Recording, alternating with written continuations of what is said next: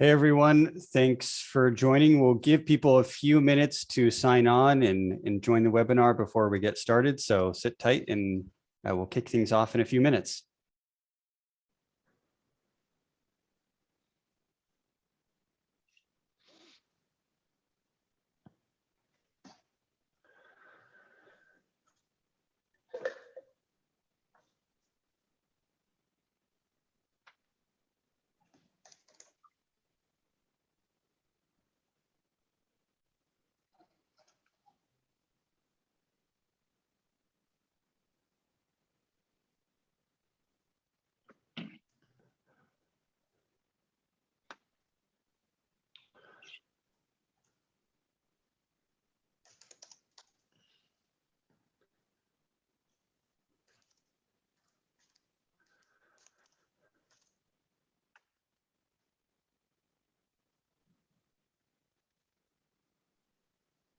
If you're just joining, we'll get started shortly. We'll just give everyone another minute or two to sign on and we'll get started.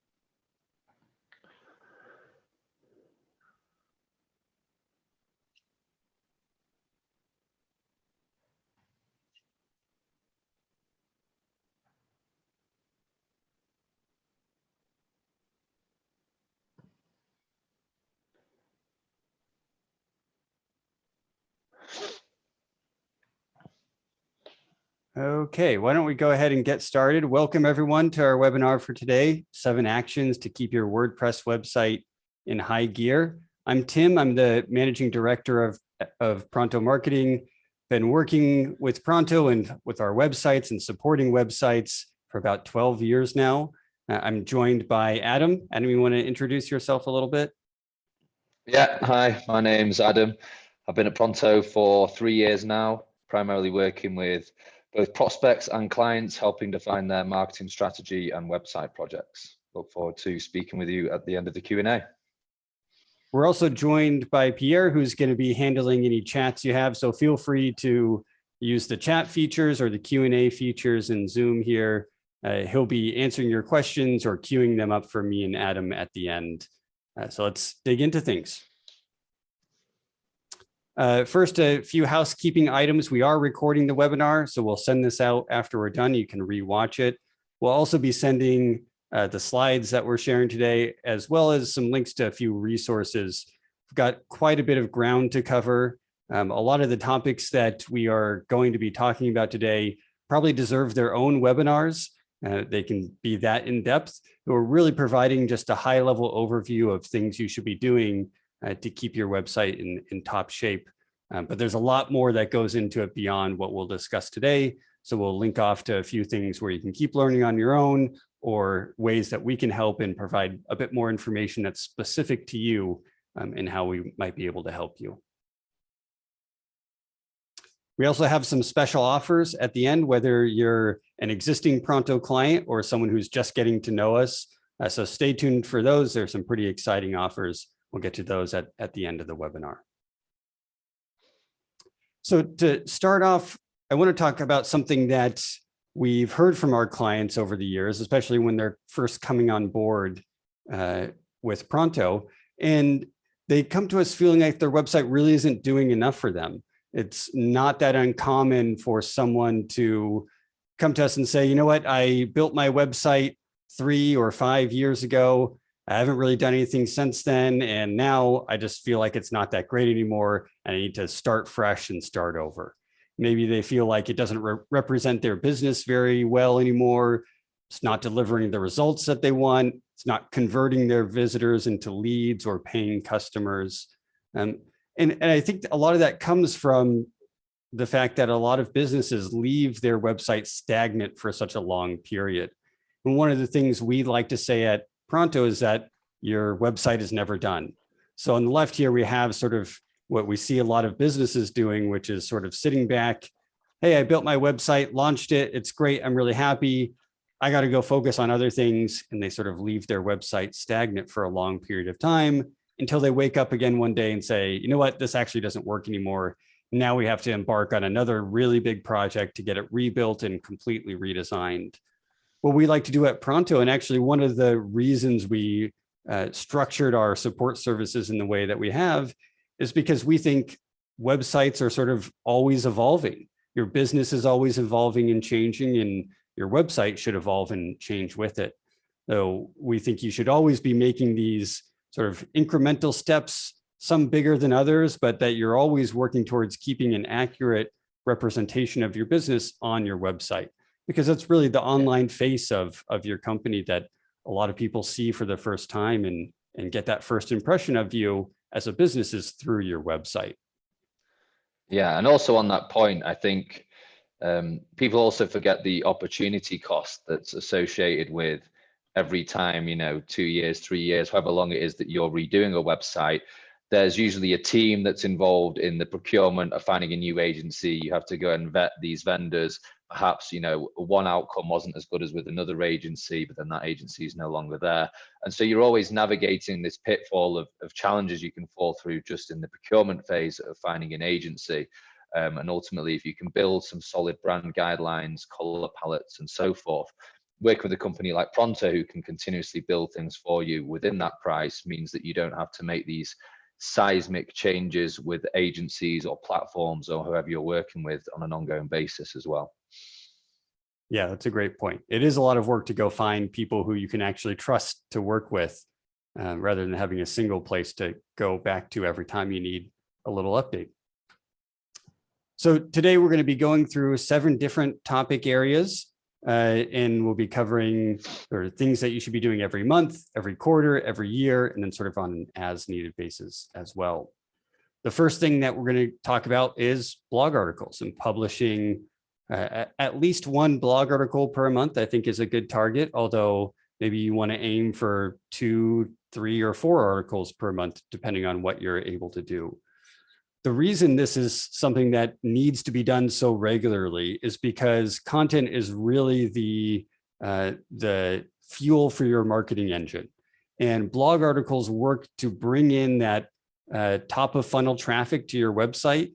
A lot of blog articles work as an educational resource that people can then find on organic search results in Google, brings them into your website and introduces them to your business. Blog articles can also be turned into downloadable items like ebooks, which can be used for lead generation or be sent out in email campaigns, be used on landing pages for advertising campaigns. Maybe they go into a monthly newsletter. So the more content you have on a regular basis, not only will you be getting more traffic from organic search results as you cover more and more topics in blog articles, but it also gives you more excuses to go reach out to your prospects or to your existing clients, talk about something new that's going on, and use that as an opportunity to sell them on your services or upsell them if they're an existing client. Now, writing blog articles is probably a little easier said than done. It is a significant amount of work, but I want to walk through a few key steps that can make this a little bit easier and give you some tips on how you can turn this into something that you can do on a regular basis. Really, the first thing you need to do with blog articles is brainstorm topics that you want to write about. There's lots of fancy ways to do this, tools that can do keyword research. You can analyze your competitors. There's lots of sort of tools that help generate ideas. I think the best way to generate ideas is very simple, which is just to gather your team around and ask them, what questions do you get from your prospects or your clients most often? And with a little bit of brainstorming there, talking to your salespeople or your frontline support people, you should be able to generate a decent chunk of ideas that might sort of fill up a content calendar for several months. That's really a great way to think about the questions that are being posed to you are questions that everybody out there has. And writing a great piece of content answering those questions is going to get you recognized in Google, bringing in that organic traffic, or is going to be this persuasive piece of content that, like I said, can be used in email campaigns or marketing as well. I'd always recommend as well using Google Trends, and whether you use that to cross-reference any kind of topics that you've thought about, or likewise, you're just trying to get other ideas and inspiration. Perhaps the team is in a creative lull and you're trying to think of new things that are topical. Google Trends can give you things that maybe even could be hyper-local and relevant, and could be a way to kind of get more local or brand, exposure, right. Or likewise, things that could be more keyword dense or topical, based on how those trend or what types of questions and answers people are asking about particular products or services. Yeah, great point. The place where we find most of our clients get stuck is in actually writing. Writing does tend to be very time consuming, and we're all busy with other things that go along with running a business. So it's not always easy to find the time to sit down for a few hours and write a several hundred to 1,000 or more words about a topic. But there are some things you can do. One is to involve more of your team members, that you don't necessarily need to put it all on yourself to get it done. You have other experts around your company that are knowledgeable and capable of writing blog articles. In fact, I was talking about this in a company meeting that we had earlier, that we have experts in all these different fields, and we want them to be able to contribute to the content that we produce for Pronto. I think the same can apply to any business. When it comes to finding the time to do it in that struggle, if it really is something that you don't have time to sit down and write the whole blog article yourself, the one thing that I think is very helpful is to find an outsource writer, but not just say, hey, here's my idea, go write this article.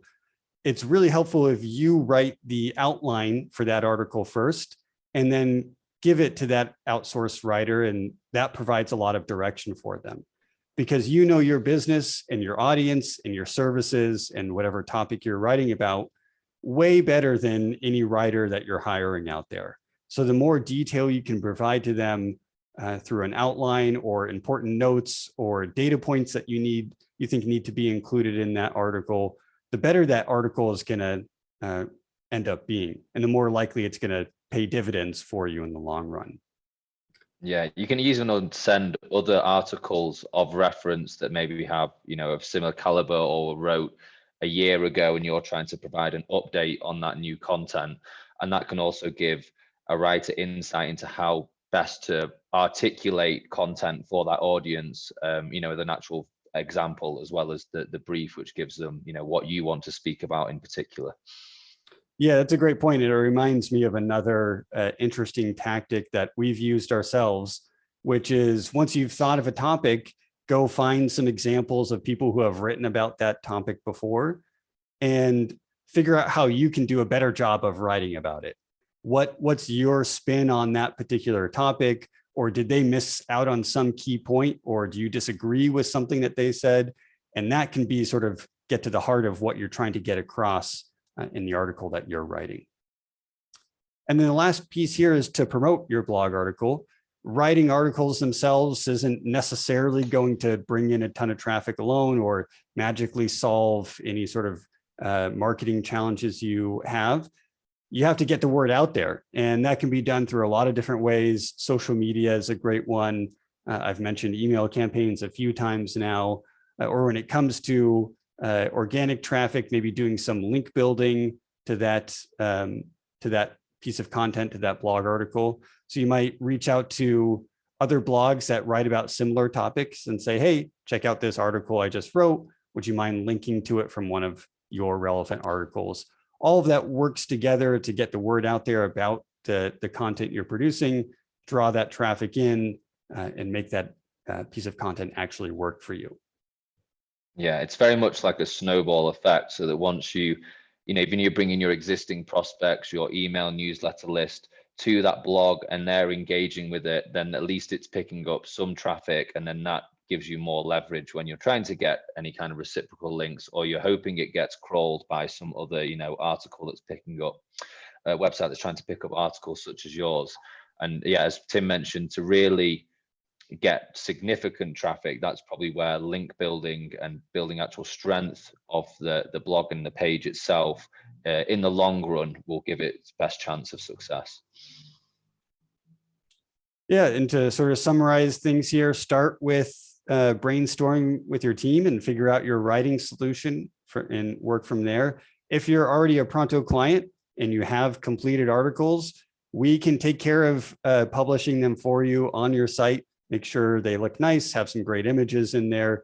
Just send an email to support@prontomarketing.com, and we are happy to take care of that for you. And I do want to mention that we do offer a blogging service. I'm not going to go into a pitch about that now, but if that's something you're interested in, you're welcome to ask us about it. Next, we're going to talk about traffic data, analytics, and how that can be something that really helps inform the marketing decisions you make about your website. Tools like Google Analytics and similar analytics traffic data tools give you a ton of information about which pages bring in a lot of traffic, whether the visitors that are arriving on your site are converting into leads, which traffic sources or types of audiences are coming into your website, and whether they're actually engaging with your website. And all of that helps you make decisions about what topics are most important for you, or which pages are kind of struggling and maybe need to be reworked a bit. Maybe the keyword targeting isn't quite right on them, not optimized correctly, and aren't getting the amount of traffic they should. It helps you figure out where you should be focusing your marketing efforts. So I want to go over 3 basic reports in Google Analytics that can help give you an overview of what's going on with your site and the visitors on your website. Again, Google Analytics is a very complicated tool. It has a ton of data, so we're not going to get super deep into things here, but I just want to give you a few places where I think you should be looking at least on a monthly basis, so you have an idea of what's happening on your website. The first one, and rather than reading through the slide here, I'm going to go to some examples. The first report that I think you should be looking at is the all channels report. So if you have Google Analytics set up already, you can go to acquisitions, all traffic, and channels. What this report tells you is where people or how people are arriving on your website. There's a few big categories here, like organic search. Means they've typed something into Google or Bing and scrolled through the results and found your website. Referral means they came from a link from another website. Paid search is someone who clicked like a Google Ads, an advertisement that you have on Google there. And direct is sort of lumps together everything that doesn't fit into one of the other categories. Here we're looking at SimpleSat, our sister company. They have some customized categories that they've set up here that you can ignore for the time being. But really what you're looking at here on a monthly basis is keeping an eye on how your traffic is doing overall. You can, for example, click into organic search and say, is my organic traffic going up or not? There's lots of other data features you can play around with here to see on what page those people are arriving on, or what keyword they use to find your website that can give you a bit more information. But as far as this report goes, really you just want to have a pulse of how things are going overall. Is traffic trending up or down? Is there something I should be worried about or not? So this is really a high-level overview of what's going on within your website. And obviously you might be spending money on some of these channels from a marketing perspective. So there may be ones you want to keep a more regular or strict eye on, right. Just to monitor how your output is in relation to, the money you're investing. The next report I think you should be checking out regularly is the All Pages report. This one's under Behavior, Site Content, All Pages. And as it sounds, it tells you how many page views all the various sites or pages on your site are getting. And here you might want to look for a few different things. In this particular case, we can see here that SimpleSat has a blog article here about measuring customer service quality. That is by far the most visited page on their site, other than their homepage. This slash here means it's just their homepage, which is actually going to be the most visited. But other than their homepage, this blog article is getting a ton of traffic. And the first thing that tells me is SimpleSat should probably be writing more content around this topic. There's clearly a lot of demand for people who want to learn more, and writing a few more articles that are sort of tangentially related to this might lead to even more traffic coming in. The next thing I would look at is how people behave once they actually arrive on this page. And one thing we can see here is they actually spend a lot of time, almost 7 minutes on this page, which tells me they're reading the entire article. They're actually getting a lot of value from it and learning things from it. But the one thing that stands out for me is that it has a very high bounce rate, 86%. What bounce rate means is a person arrives on this blog article and leaves after they're done reading it. They don't click on to any other pages on the SimpleSat site. They just read the article and take off. Blog articles do tend to have higher bounce rates, but 86% is a little higher than I would like to see. So that sort of tells me that we should go back into this page and make sure that we are adding things in that might engage visitors or entice them to click deeper into the site where they can go learn more, or push them towards a particular offer about getting a demo of SimpleSat services. We want to find ways to further our engagement with those readers so they're not just reading the article and disappearing. That this traffic becomes more valuable if we can get them to visit more pages once they arrive on this blog article. They want to keep an eye out for different things like that, where pages are performing well or not performing well, and use that to help make decisions about how to get even better results. Sorry, Adam. There's also, there's just a visual tool called Hotjar, which we've used before in the past. Sometimes it can actually cause some issues with page loading I've found in the past, but in general, it's pretty good. And that can also then, once you're trying to test things within the page, whether you're adding new CTAs, whether you're testing out different offers on that particular page that's getting traffic, contextually, it's quite hard just to see from data what's actually happening, whereas Hotjar will give you visual heat maps of what people do when they're on that page, where they go, where they're even scrolling or looking to. So that can even help with the placement of CTAs to get people ultimately to where you want them to go. Yeah, that's a great point. There's tools that provide this sort of heat map. You can see how far people scroll down a page. There's some tools that sort of track the mouse movements. You can see what people are clicking or hovering their mouse over. It gives you even more insight into how people are behaving and how you might want to adjust your pages to optimize for better results. And the last report I think you should be checking out regularly is your goals report. To get this set up, there's a little bit of extra work you have to do in the admin section of Google Analytics to tell Google Analytics what you actually want to track. In this case, SimpleSat is tracking a request for a demo as their goal. And so what Google Analytics does then is sort of, as people progress through their visit on your site, it treats any people who complete this goal, it collects a little extra information about them.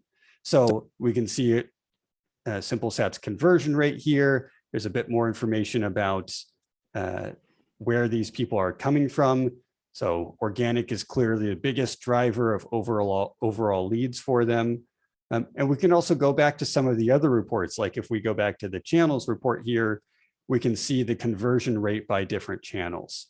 So organic search provides the most overall leads, but has a fairly low conversion rate compared to some of SimpleSat's other traffic sources, like their paid search, or the general paid search down here is at almost 7%, which is very high. Again, you're looking for things where something is performing very well, where you might want to invest more, or underperforming, where you might want to make adjustments and look for how to improve. Yeah, and some of those stats can also be influenced by, for example, that blog that was probably being lumped into organic search, which is getting lots of traffic and visitors, but maybe not as many conversions because it's more educational. Whereas keywords that are often in paid search tend to be usually more at the bottom of the funnel, where you're trying to push someone to convert who has like a high intention to basically purchase, or I guess consult with different vendors. So again, that can also influence some of those metrics, and it's better just to dig down into pages to really get the granular details of which pages need to be improved the most from a conversion standpoint. So a few things to get you started. One, make sure you have Google Analytics installed on your website. It's an incredibly valuable tool. Every website should have it. If you're already a Pronto client, you do already have it on your site. We make sure it's placed on every website that we manage.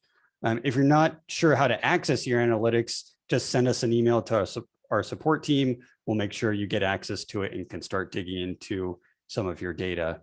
If you get into that data and you sort of get lost and you're not sure how to interpret it, we do offer a Google Essentials audit. I'll talk a little bit more about this later, where we can help walk you through what that data means and help provide some insight into what you should do with all that data that you have. Okay, next we're getting into things you should be doing on a quarterly basis. These are slightly bigger projects, but have a little bit bigger impact on your website's ability to succeed and drive results for you. The first one we're going to talk about is case studies.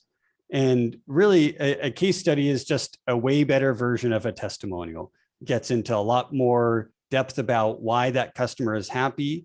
And ideally, it includes some data points that help drive that story home. And the whole point here is to have this persuasive piece of content on your site for someone who's maybe a little bit further down the sales funnel. They've read some blog articles, they've looked at your pricing page, and now they are really considering whether they want to work with you or not. And a case study is a great way to show them that, hey, we can deliver tangible results to people that we work with or people who sign up for our services or products. So getting these out on a regular basis can have a huge impact on your ability to close deals.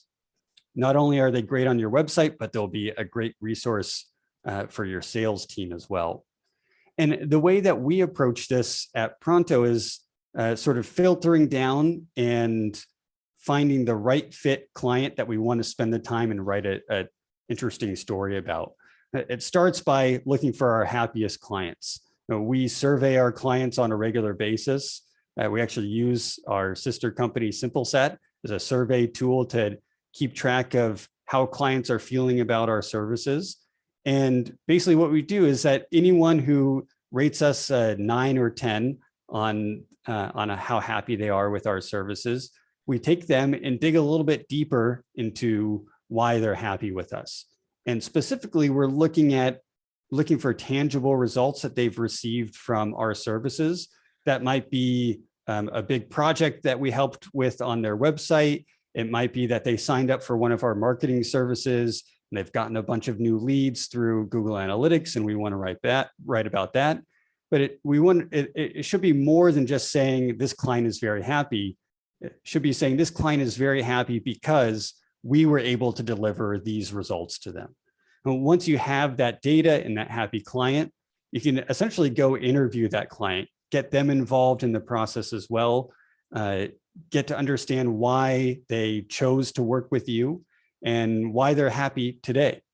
And so the more sort of first person insight you can give from that client, I think the more persuasive and powerful that case study becomes as you're providing a real life example of someone who used your business and succeeded because of the services and products you provide. Yeah, and ideally on that point, you want to try to align those case studies with things that you offer or specialize in, for example. So for our case, it may be an SEO project. For someone else, it may be that it was a malware issue and performance website issue. And so you're going to have different people that come in with different problems, and you want those case studies to really reflect how you resolve them with some critical data points. And I think especially for B2B businesses, in B2C, it can still be definitely advantageous, but for B2B businesses, it's almost imperative these days to give yourself, I guess, a differentiator in the market. And as Tim said, testimonials, were probably good enough a few years ago, but now you need to go that extra level to really display, your credibility in the sector. And sort of a recurring theme around this, if you're already a Pronto client, we are here to help. If you have case studies, you've gone through that process of developing an in-depth analysis of a client's success, feel free to send that over to our support team. We can make it look fantastic on your website. And then you have this great resource for your sales team and to use in your marketing and close those clients who are considering working with you. Another quarterly thing is building new pages on your website. And if you think about this, kind of goes back into the producing content on a regular basis. If you want to think about blog articles are really top of funnel, bringing in new visitors because you're providing that educational content. Different types of pages on your site help turn those visitors into leads and provide that next level of detail about what you offer and why they should work with you. And even though creating these new pages is sort of a content development and design project, at its heart, it's really a marketing project where you need to be thinking about what you're offering and whether you have the right pages on your site because of that match that offer. So a few things that, a few common types of pages to be thinking about as you're looking through your site structure, making sure you have all your bases covered. One is pages that talk about what you sell, most commonly services pages or product pages that go over exactly what you're offering, the details of things, maybe some pricing information if that's relevant. And they're really telling people, here's what we're trying to sell. There's also pages about who you're selling to, where you're getting a little more specific. Might be a location page, a target area that you're going after.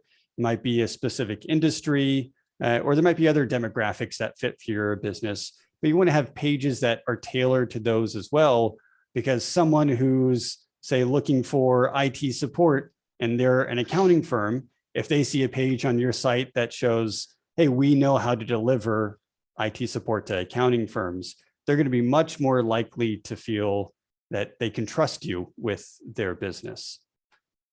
Yeah, and just on that point, you can also tie in some of the work that you've done, say, with case studies or testimonials, and then create even more efficacy for the likeliness that someone's going to convert on that page, because not only is it targeting the keyword and the location where that person is, but then you have testimonials or case studies embedded in that page, or a video, displaying how you work with customers in that area, which then gives people, they're more likely to convert ultimately at the end of the day.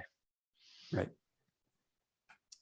And the last one I'll touch on here is pages that tell people why they should buy what you're selling. It might be landing pages that are giving a specific offer, something free to download, or a resource that you want to give away. It might be FAQ pages, or they're getting to know your services and products a bit more, or a how we work page where they get to know your process. So this is a little even further down the funnel where they're making their final considerations of who they want to work with. And as I said, this is essentially a marketing process that you're going through here, where once per quarter, you should be taking a step back, looking at your site structure and sort of the key pages on your site, and asking yourself a few questions. Do you have pages for all of your most important services or products? Do you have pages for all of your most important demographics? And has something changed about what you're offering or who you're offering it to, and your site doesn't really reflect that anymore? Has your marketing message changed and you want it tweaked a little bit? If the answer to any of these is no, then you should kick off a project to build a new page. And that's where working with us comes in and where we can help out. If you give us a bit of direction on what you need, what topic you want covered on your page, what marketing message you want to make sure is delivered, what tone you want to use, our services cover all the writing and design and development for those sorts of things. So if you're taking the time to step back and think through, are my pages really representing my business in the right way? You can hand over the execution to us and we'll take care of it from there. And one really important thing I want to make a note about is that you shouldn't build new pages just for the sake of having new pages. You should build them because you have a real marketing initiative behind it. So an example that we see occasionally from our clients is that they'll come to us and say, hey, I'm in Atlanta and I serve the entire Atlanta metro area. I want a separate page for every single city and county that I serve. And maybe it's 20 or 30 pages that they want built. Here, we can build all those pages, but building 20 or 30 pages isn't really going to have a significant impact unless you're really putting some marketing effort behind it. So you want to be thinking about what is the key location that I want to go after. Maybe I'm in Alpharetta and I want to go after downtown Atlanta. So building a page specifically about downtown Atlanta, putting marketing resources behind that page is going to be much more likely to drive results than just creating 20 or 30 pages and hoping for the best.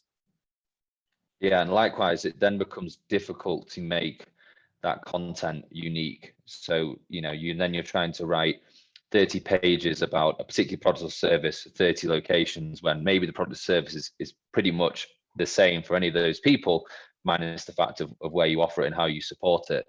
And so again, looking at, is that actually search volume for that location or for that industry is one way to deduce, is it a page that should be worth building?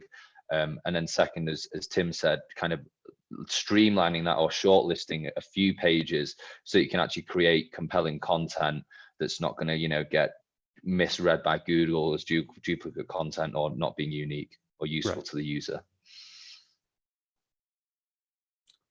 Okay, and with that, we're on to yearly things. These are getting a little bit more technical and more in-depth. Sometimes they take some specialized knowledge to really dig into and get some value out of. But we do have some tips of how you can improve in a couple different areas here. One thing you should be doing yearly is sort of an audit of your site's search engine optimization and of all the content you have on your site. Over time, things can get a little bit messy. You're adding pages here and there, removing pages, tweaking keywords here and there. And it's helpful to take a step back every once in a while and say, do I still have things set up in the right way? And is it all optimized in the right way? A really great tool for getting started with this is Google Search Console. Again, if you're a Pronto client, we already have this set up for you. And you just need to ask if you need access to it. Again, it's a really in-depth tool with a lot of information in it. But there's a couple quick tips I want to give for things you can look for in Google Search Console to help guide some of the decisions you might make about your content in your site.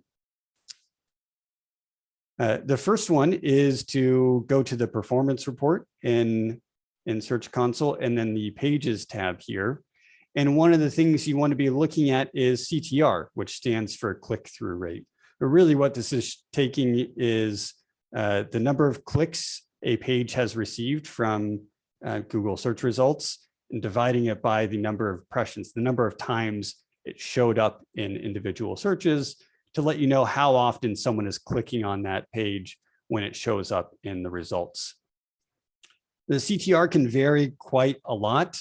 And there isn't exactly a good or bad CTR, but I typically look for things that are under 1%.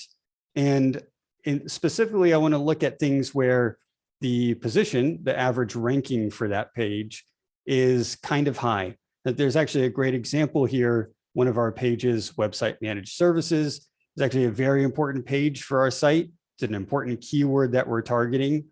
Our ranking is okay, 19 isn't great, but remember this is an average, so it means sometimes this page is probably showing up on the first 10 results, sometimes it's a little farther back. But what's really concerning here is that it only has a 0.4% click-through rate. So even though the ranking is okay, the click-through rate is not. That tells me we need to go back to that page, make sure we're optimizing the title tag and meta description in the right way, make sure the content on that page is saying the right things we want to say about website management services to help improve that ranking. So you might look for little inconsistencies like this that help you say, oh, there's a page that needs some attention there. Yeah, and a way you can always cross-reference that as well is, again, go look at other competitors in and around, page 1 and page 2, see if they've got particular USPs or offers that they're offering, within, whether it's pricing, something that's going to make someone click through, no contracts, things that something maybe stand out and makes them want to see more or learn more. And likewise, otherwise it would be what we call latent keywords, and that's going to be those keywords that get bolded in the meta description that are relevant or related to the same service that you're promoting in that page. And again, those are the things that can maybe encourage a user to click through your result versus someone else's. And the other quick tip I have is to go to the queries report. This tells you which keywords your site is showing up for. And what I like to do is sort this by position. Let me actually go back to the front here. So you can see which keywords are ranking in most often in which position. So when you sort by this, you'll see what keywords you're always ranking #1 for. Typically, these are going to be things like your brand name. But the thing that's really helpful here is if you go a little bit deeper in, and specifically, I like going to look at the keywords that are averaging in the 10+ range. Because this means they've been pushed back to the second page of search results. Google typically shows only 10 results on their first page. So when someone's searching for something, if you're ranking for number 11, you've been pushed to the second page. And I think we all know that when we're searching for things on Google, you're typically not going to the next page of results. You're really looking at those results on the first page, and you're very likely to click one of those rather than dig a little bit deeper.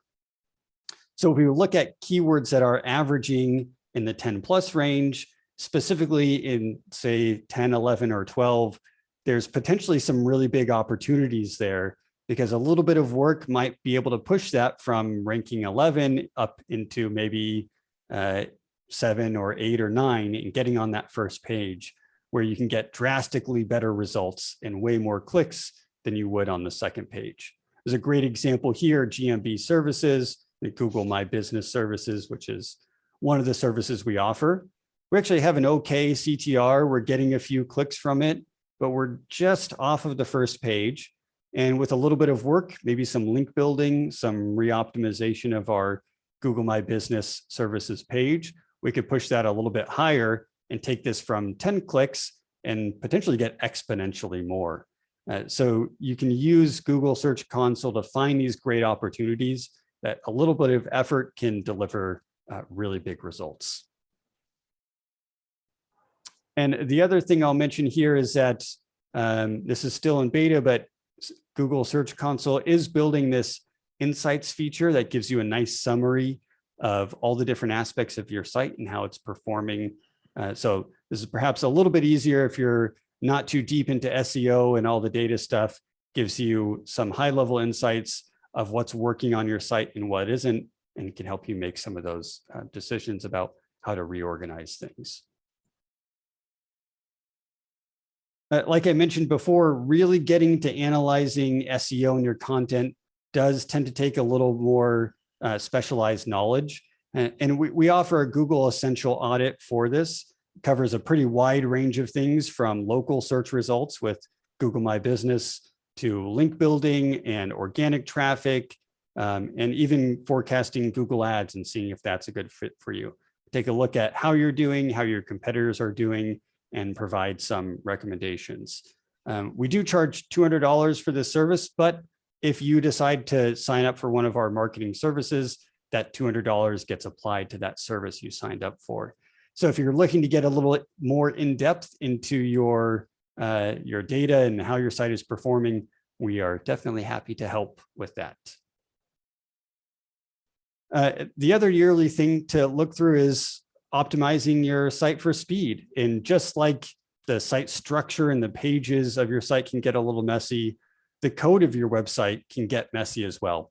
You might be adding or removing tracking codes, embedding videos, adding new plugins to your site. All of that can have an impact on speed. sort of on a one-off basis, it's usually not worth the effort to say, oh, did this tracking code slow down my site or not? But at least once a year, you want to be, again, taking that step back and saying, is my site still performing well? Is it loading quickly? And is it giving that great user experience that it needs to deliver? There's a lot of tools out there that can help you measure how your site is doing, and a lot of confusing data points that are a little hard to understand. I think there's three that you want to focus on in particular. There's something that Google has talked about a lot recently. They're calling it the web vitals that they look at when they're analyzing a page's speed and load time. And it's three areas: largest contentful paint, which essentially means how long it takes for the biggest piece of content on your site to load. So it's sort of, that's when someone who's viewing your site is going to say, oh, there's actually something here for me to see. Total blocking time, this is a bit more technical. It's any scripts or tracking codes or anything on the back end of your site that might be slowing things down. And cumulative layout shift, which is when things move around as a page is loading. I don't know if you've maybe experienced a page is loading and you see the button you need to click, and right as you click it, something else loads on the page and the button moves and you miss and you got to click again. We all know that's a little frustrating when it happens. But we actually have a good example here. Here's a speed report for our website. You can see our largest contentful paint is pretty quick. It's right here at the 1.1 second mark. You can see that's when our banner and headline load, and so people can start interacting with the page then. We don't really have any issues with blocking time, so not a lot of scripts slowing us down, but we do have issues with the layout shift. And you can actually see that represented here in the loading progress.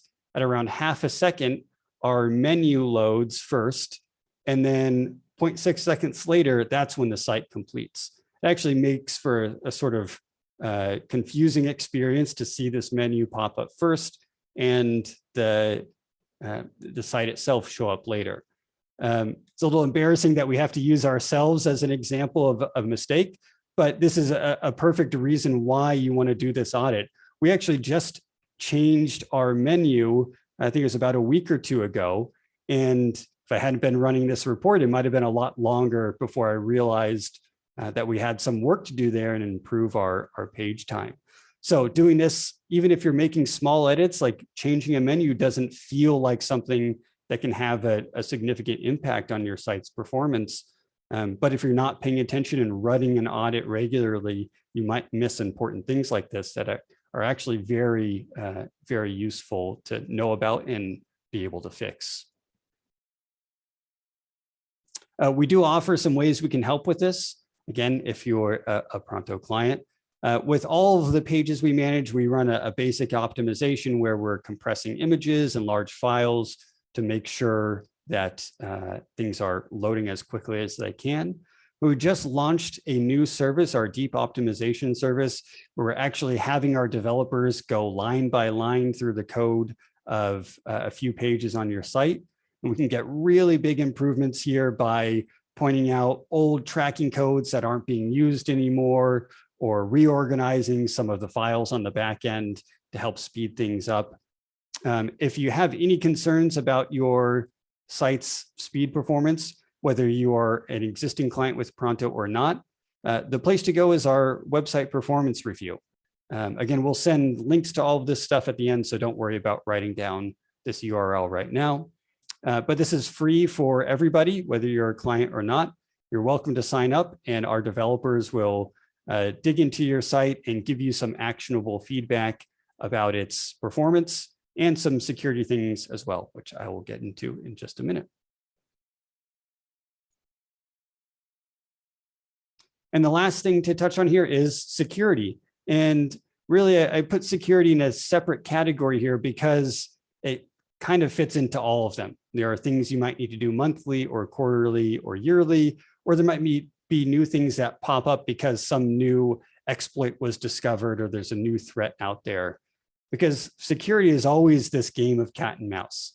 Hackers are finding new ways in, developers are finding new security measures. It's always a game of back and forth, and it always needs to be something you're thinking about and paying attention to. There's a few key common enhancements that we think every website should have, and we are able to offer these to all the websites we manage, from an SSL certificate, turning on two-factor authentication into your WordPress backend, so it makes it a little more secure that only you and your team can get there. This is sort of a remote protocol that I won't get into too much. It's a bit technical. There's ongoing things that you want to do to keep plugins and your theme up to date, avoid any vulnerabilities that might pop up. You definitely want to be running daily backups, which we do for all of our websites. In the case that, knock on wood, something goes wrong and you get hacked and part of your site gets messed around with, then it's really easy to pull a backup and revert to where it was the day before and keep things running smoothly.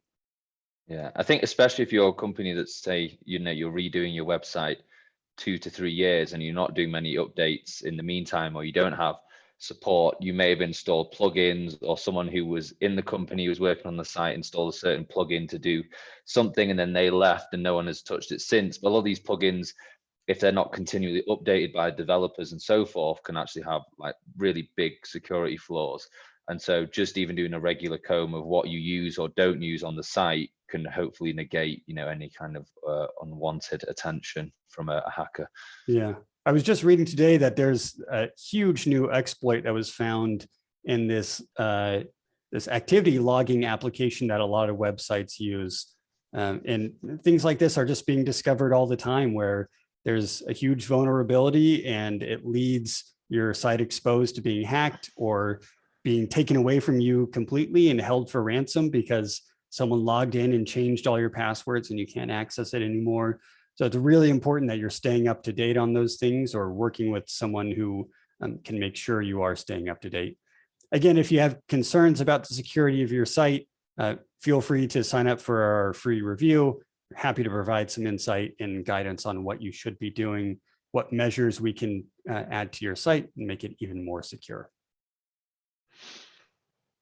So I know that's a lot to cover across a pretty wide range of topics. Before this, one thing Adam and I were talking about is that maybe we should actually go turn all of these into webinars and do a series of them and dig in a lot deeper into these things, because they really do deserve their own full hour of explanation of how to do them well, and a lot more tips of what you can be doing to keep your website in the top shape and running well and working well for your business.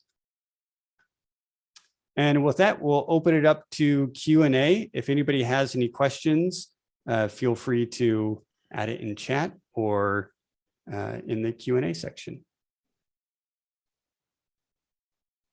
It looks like we don't have any questions yet. So I'll move on to a couple other final points since we're running low on time. But if you have questions, feel free to add them in now. Oh, we've got one from Jay Tenner: free resources and speed audit. Sure. There's two I would recommend that can get you started, which is GTmetrix is a great resource for analyzing your site. Just put your URL in here and it runs a quick test, giving you some data points about how your site is performing. And also Google provides a free tool, Page Speed Insights, that again provides some data and some very actionable advice about what should be done on your site. If you're a Pronto client, feel free to run these reports, convert them into a PDF or send us the link to them. And you can just send that over to our support team. We'll dig into it from there and figure out what we can do to help improve those areas. But those are a great place to start to get a better understanding of what needs to be fixed on your site. Actually fixing it probably takes someone a bit more technical to dig in there and update things on your site, but that's where we come in and are happy to help. Yeah, and if you head to our blog section as well, we've got tips on how to write an effective SEO blog and so on and so forth. So if you need some pointers on doing some of those other checklists that aren't just related to speed and performance, just head to the Pronto blog section. And with that, feel free to add in more questions, but I'll move on to our special offers so we can wrap things up on time here. If you're a Pronto client and you want to have a higher level of support, earlier this year, we launched our dedicated support service. And if you choose to upgrade before the end of January next year, you'll get 1 free month of dedicated support as a trial, and you'll lock in a $100 per month discount for life. The service costs $5.99 normally, so you can get it for $4.99 forever. You get a dedicated site manager who's the one person you turn to for all of your support needs. You'll be set up with a private task board that is separate from our normal help center. So it's just you and your site manager working through tasks together. And because you have that dedicated site manager, you get more customized solutions for your site. They get to know how your website works and how your business works and find better solutions more quickly for you that can help you accomplish the things you need to with your website. Yeah, I also found this service has been great for maybe say larger companies who have distributed workforces. And so the fact that they have one point of contact at Pronto, even if other people from the team are sending in stuff, it's not going to several agents at Pronto. So I think for anyone with that type of setup or business, it may be worth having a discussion with me and give you some testimonials on our happy dedicated support clients. We got one other quick question that came in here about Google Search Console and how we got these other data points. By default, when you go to this performance report, it's only going to show you clicks and impressions, but you can add in more data points by toggling these options here. So when you get down to just clicks, it shows that, but if you turn them all on, you get all the data points you need there. And if you are not yet a Pronto client and are interested in having a new website built, if you sign up for a new website with us before the end of January, you'll get $1,000 off of your quoted website. And with our website builds, we do everything from helping you figure out what features and what features you need and what your sitemap should be. We handle all the writing and design for you, and we handle all the development and build it for you as well. So if that's something you're looking to start off 2022 with, a new website, you've joined the right webinar, you can get a great deal with us. Oh yeah, and you'll own that website outright as well. So there's no, hamstrung periods of contracts. You could go manage it yourself, or you can rely on any of our 3 support plans as well after that. Right. And that's all for today. So thank you everyone for joining. If you're interested in any of the offers that I just mentioned, feel free to email Adam at adamjp@prontomarketing.com. He'll be happy to set up a call with you, talk through things in a bit more detail, and get you signed up for whatever you need. Or if you have any questions about anything else we talked about today, feel free to email me as well at tim@prontomarketing.com, or even our support team. They're always happy to help out. So feel free to send us a message. We'll answer any questions you have. We can jump on a call and talk about it more. And thank you again for all your time today. Take care. Goodbye, everyone.